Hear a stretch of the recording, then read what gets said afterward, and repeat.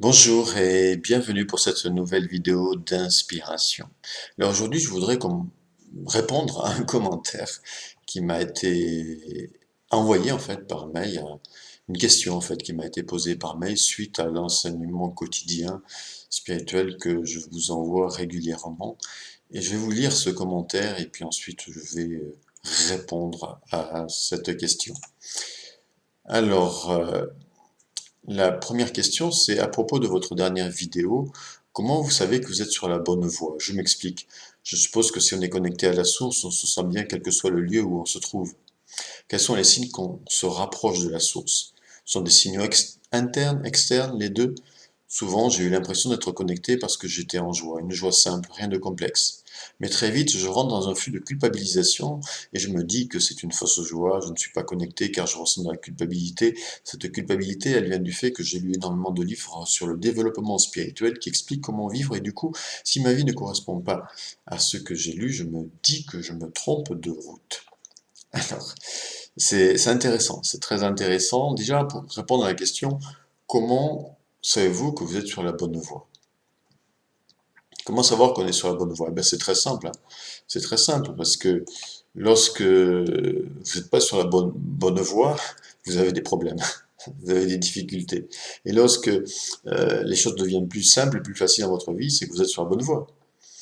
Et c'est quoi la différence entre les deux en termes d'un point de vue spirituel? C'est que dans le premier cas, on est confronté toujours à des situations, à des problèmes, à des obstacles, à des difficultés, c'est qu'on n'est pas connecté. Ça nous montre que on n'écoute pas notre petite voix, on n'écoute pas notre maître intérieur. J'en ai parlé dans une autre vidéo déjà.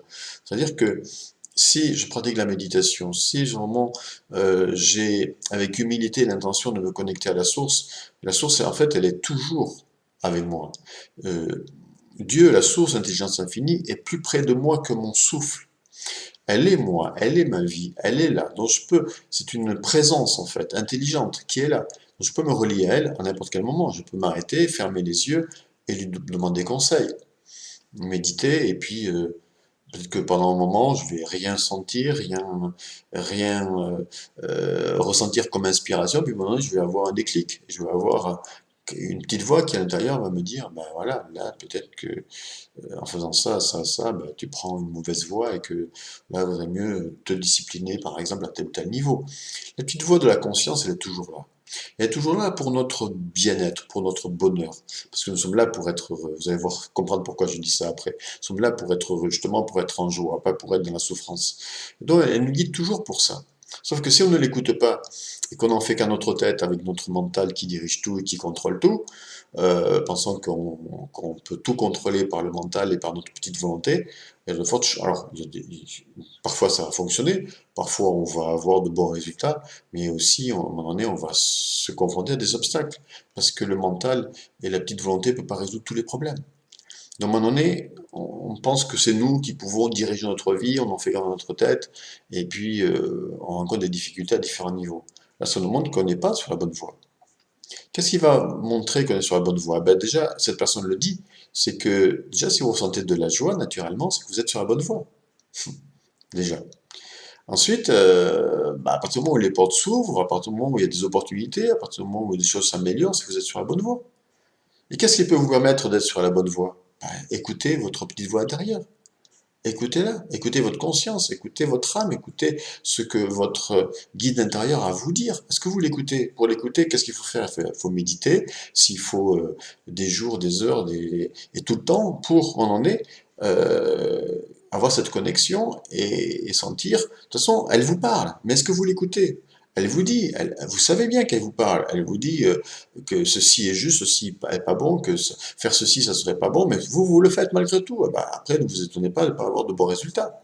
Là, on voit qu'on n'est pas sur la bonne voie. Et puis, en même temps, en tout cas, moi, c'est ce que j'ai constaté quand j'écoute ma petite voix et que je suis son enseignement et que je l'applique au plus près, bah, ma vie, elle est magnifique, elle est merveilleuse. Et effectivement, je suis naturellement joyeux et heureux, qui est un signe que je suis sur la bonne voie.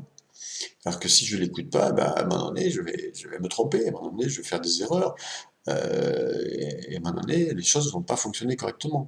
Donc c'est tout. C'est aussi simple que ça. À un moment, voilà, par la pratique, il faut avoir cette pratique, quotidienne, spirituelle, pour se connecter. Et puis, la petite voix, elle est là. Mais même sans méditer, au quotidien, n'importe où, vous êtes dans votre voiture, dans un train, en train de marcher, au travail, elle vous parle. Mais est-ce que vous l'entendez? C'est la petite voix intérieure de la conscience. C'est votre conscience, c'est vous en tant qu'âme. Mais est-ce que vous écoutez votre âme? Voilà. Ou est-ce que vous écoutez que votre ego? Voilà. Donc ça, c'est la question. Alors peut-être que la question, vous pourriez me poser aussi, alors comment faire la différence entre l'ego et l'âme? Ben, l'ego, c'est le mental. L'ego, il divise, il sépare, il est dans la peur, il est dans le jugement, il est dans l'analyse, la critique. L'âme est dans l'amour. L'âme est dans l'amour, elle est dans la bonne volonté, elle est dans la bienveillance, elle vous apporte des conseils. Maintenant, vous savez, l'être humain est comme un enfant. Un enfant qui veut des bonbons, en sachant que les bonbons, c'est pas bon pour sa santé. Est-ce que les parents vont avoir suffisamment d'autorité pour lui dire, ben là, ok. Parfois oui, mais en général non. Ou est-ce que l'enfant va être roi et va faire ce qu'il veut? Ben, l'ego, c'est pareil. Si vous laissez l'ego être enfant roi, ben, vous allez droit dans le mur. Parce que manger trop de bonbons, par exemple, bah, c'est pas vraiment bon pour la santé. Voilà. Donc, alors que si j'écoute mon parent, mes parents, bah, ça ira mieux. Donc, si j'écoute mon âme, qui est mon maître intérieur, ça ira mieux. Donc voilà. Et tout simplement pour savoir si je suis sur la bonne voie. Et la joie est un indicateur. Et elle dit qu'à un moment donné, cette joie ne dure pas parce qu'elle culpabilise. Et elle dit qu'elle culpabilise parce que par rapport à des livres qu'elle aurait lus, ce ne serait pas la bonne attitude. Mais ça, c'est des théories, c'est des livres. Parfois, on lit des livres, soi-disant, sur la spiritualité, et puis qui vous disent que oui, ça c'est bon, ça c'est mauvais, ça c'est bien, ça c'est mal. Et surtout, ne soyez pas joyeux, il faut être comment dire, dans la, dans l'autoflagellation. Non. Ça, c'est très archaïque. Et donc, quand elle dit, à un moment donné, qu'elle est dans la culpabilité, à mon avis, ça vient pas que de ça. Ça vient qu'elle est dans la culpabilité d'être dans la joie. Ah oui, parce que dans l'inconscient collectif, être joyeux, c'est pas bon. Ah non, comment je peux être joyeux, moi? Il y a des gens qui souffrent sur Terre, j'ai pas le droit d'être joyeux. Puis comment je peux être joyeux? Je suis pas là pour être joyeux, je suis là pour souffrir. C'est pas normal que je sois joyeux, donc il doit y avoir quelque chose qui cloche. Non, je suis vraiment pas une bonne personne si je suis joyeux. Vous voyez? Ça, c'est des mécanismes inconscients judéo-chrétiens ou par rapport à la souffrance, ou inconsciemment, il y a le programme. Tu es là pour souffrir. Non, on n'est pas là pour souffrir, on est là pour être joyeux. Parce que plus vous êtes joyeux, plus vous pouvez impacter positivement votre environnement. Je le vois personnellement, ou je le vois avec ma compagne, quand on est ensemble et qu'on rayonne cette joie, on impacte les gens, on impacte autour de nous. Et les gens sont attirés par nous. Quand vous êtes joyeux, vous rendez les autres heureux et les autres viennent vous le dire. Passez-moi l'expression, mais enfin, si vous faites de la gueule et que vous êtes en train de tirer la gueule et d'être triste, qui va venir vers vous? Qui vous allez impacter positivement? Qu'est-ce qui va permettre de changer le monde? La joie et l'amour. La joie et l'amour. Joie et amour sont deux qualités de l'âme. L'amour et la joie sont deux qualités de l'âme. Lorsque vous êtes connecté à Dieu, à la divinité, à la source, normalement vous rayonnez l'amour inconditionnel, bienveillant, et vous rayonnez la joie, pas l'inverse. Sinon vous n'êtes pas connecté à la source infinie, joyeuse et aimante infiniment. Vous voyez? Donc voilà pour répondre à cette question. Et puis à la fin, elle me dit, et si c'est Dieu qui vit à travers nous, au final, la vie est un jeu, je ne suis pas réel, mon vrai moi est en train d'observer ce que la divinité a écrit pour mon âme, je n'ai pas à faire grand-chose à part regarder le film Ma fausse vie, dont la peur de la mort est inutile.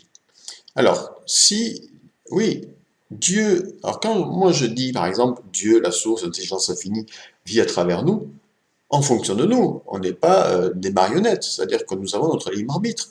Donc, effectivement, euh, si je lui laisse la place, justement, comme j'ai expliqué, par cette connexion, etc., alors oui, la divinité, vous l'appelez comme vous voulez, peut s'exprimer à travers nous et faire des miracles à travers nous. Mais nous sommes partie prenante, c'est nous qui permettons à la divinité de s'exprimer. Vous voyez?